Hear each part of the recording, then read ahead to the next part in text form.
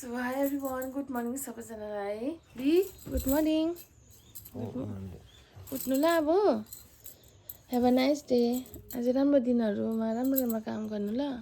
मलाई धेरै माया गर्नु सो गाइस म चाहिँ उठिसकेको छु अन्त अहिले चाहिँ 6:30 भइसकेको छ आज चाहिँ वेदर राम्रो भएको रहेछ हिजो चाहिँ यस्तो वेदर भएको कति बेसी काम चल्थेन हाम्रो अन्त आज चाहिँ वेदर एकदम राम्रो भएको छ घाम लागिरहेको छ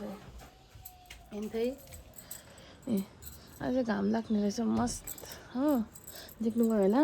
सो आज चाहिँ बुढा चाहिँ ड्युटी जानुहुन्छ उहाँको चाहिँ ड्युटी लाग्छ हो र म चाहिँ घरमा काम गर्नु पर्ला आज चाहिँ हाम्रो काम गर्ने खेतलाहरू पनि छैन तर पनि आज सघाउने एक दुईजना आयो भने चाहिँ खाना सब्जीहरू बनाइदिनु पर्छ होला त्यही भएर चाहिँ म उठेको छु अन्त नानाहरू पनि उठ्नु भएको होला त्यही भएर चाहिँ अब म के गर्छु भने उठ्छु खानाहरू पनि बनाउनु पर्ने छ धेरै कामहरू छ हो दिन राम्रो भएको छ उठ्नु उठ्नु उठ्नु उठ्नु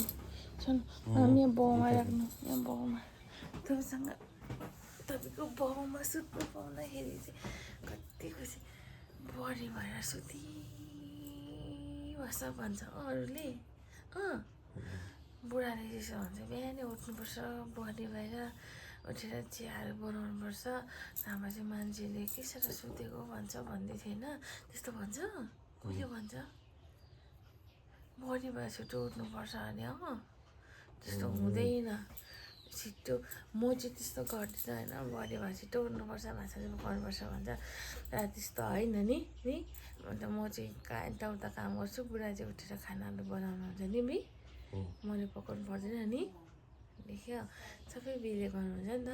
त्यही भएर म चाहिँ अब लुगाहरू पट्यापट्टि गर्छु अन्त उठौँ ल उठौँ सो आज चाहिँ सबैजनाको दिन राम्रोसँगले बितोस् मेरो पनि दिन एकदम राम्रोसँगले बितोस् भन्दै बुढाको मजाले दिन बितोस् सबैजनालाई अब नाइस डे राम्रो राम्रो काम गर्नु आजको दिनमा सबैजनालाई आजको दिनको ब्लेसिङ डे सबैजनालाई बाबाई गाइस आज एकदम